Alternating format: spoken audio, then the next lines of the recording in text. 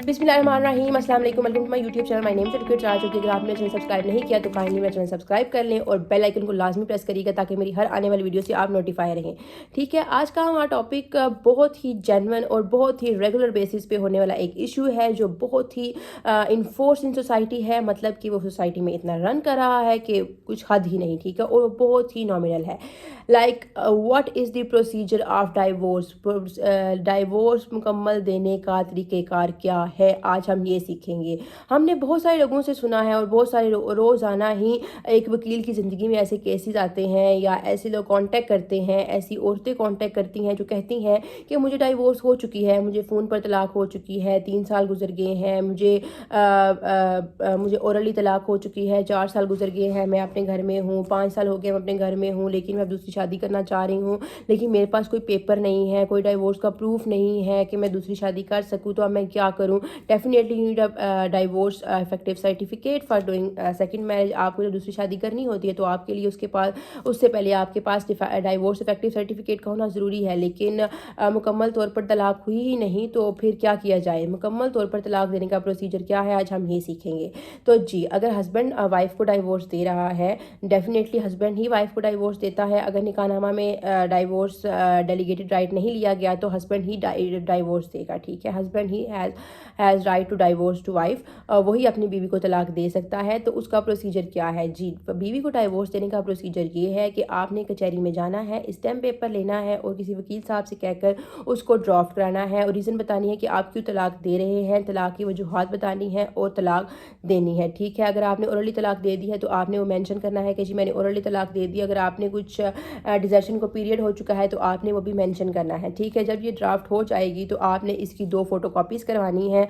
2 photocopies करवाने के बाद आपने करीबी पोस्ट ऑफिस में जाकर जो 2 फोटोकॉपीज़ है, एक फ़ोटोकॉपी यूनियन काउंसिल को सेंड करनी है और एक फ़ोटोकॉपी अपनी वाइफ को सेंड करनी है और जो ओरिजिनल स्टैम्प पेपर है वो आप अपने पास रख लेंगे। ठीक है, जब आप यूनियन काउंसिल को ये सेंड करेंगे तो आफ्टर 30 डेज़ आपको एक नोटिस रिसीव होगा। उस नोटिस में आपने और आपकी वाइफ ने पेश होना है। अगर आप उस नोटिस को इग्नोर करते हैं तो प्रोसीडिंग रुक जाएंगी, क्योंकि हस्बैंड अगर डाइवोर्स दे रहा है तो he has to appear before the arbitration council. Union council में उसका पेश होना ज़रूरी है, जहाँ पे उसका निकाह रजिस्टर था, जहाँ पर उसने डाइवोर्स भेजी थी, वहाँ 30 डेज़ के बाद उसका पेश होना ज़रूरी है। 30 डेज़ के बाद जब वो पेश होगा तो उसकी वाइफ को भी डेफिनेटली नोटिस रिसीव हुआ होगा, उसको भी बुलाया जाएगा, वो भी जाएगी। इसी तरह आपको 3 नोटिस मिलेंगे। अगर आर्बिट्रेशन काउंसिल फेल हो जाती है, वो आपका पैजअप नहीं करवा सकती, तो फिर आपको आफ्टर 90 डेज़ 3 मंथ्स का पीरियड पूरा होने के बाद डाइवोर्स इफेक्टिव सर्टिफिकेट मिल जाएगा। यहाँ पर अब क्वेश्चन ये है कि जब आपने स्टैम्प पेपर पे तलाक ड्राफ्ट करनी है तो क्या आप तलाक के सलासा ड्राफ्ट करेंगे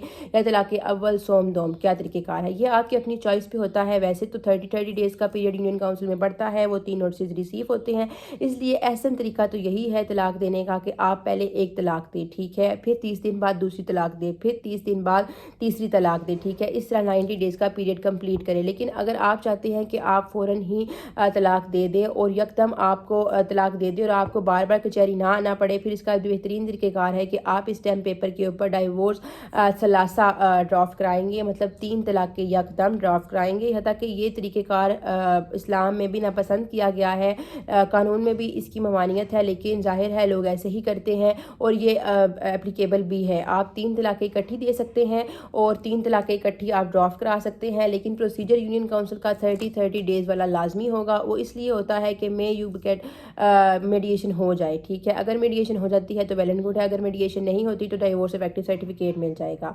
ये मुकम्मल तरीका है तलाक देने का। आपने ड्राफ्ट करनी है, एक कॉपी वाइफ को भेजनी है और एक कॉपी यूनियन काउंसिल को भेजनी है। 30 दिन बाद आपने ये 3 नोटिस भेजने हैं, अगर नहीं तो आप एक ही दफ़ा तलाक के सलासा लिख कर एक वाइफ को भेज देंगे और एक यूनियन काउंसिल को भेज देंगे और आफ्टर 90 डेज़ आपको इफेक्टिव सर्टिफिकेट मिल जाएगा। काइंडली तलाक मुकम्मल तौर पर दें, अगले बंदे को भी आज़ाद करें और खुद भी आज़ाद हों। आप खुद तब तक भी आज़ाद नहीं हैं जब तक आपको डाइवोर्स इफेक्टिव सर्टिफिकेट नहीं मिलता, तब तक आप भी दूसरी शादी नहीं कर सकते। अगर आप करते हैं तो उसमें वो आपसे पूछेंगे कि पहली बीवी की इजाज़तनामा पेश करें, तो आपके पास पहली बीवी का ज़ाहिर है इजाज़तनामा नहीं होगा, तो इसलिए आपने आपको और वाइफ को, जो आपकी एक्स वाइफ है, उसको भी कानूनी पेचीदगियों से बचाने के लिए डाइवोर्स मुकम्मल तौर पर दें। This is a procedure of whole divorce you can give to your wife. I hope आपको मेरी ये वीडियो पसंद आई होगी। Please don't forget subscribe my channel. अपना बहुत सा ख्याल रखिएगा, दुआ में याद रखिएगा। अल्लाह हाफ़िज़।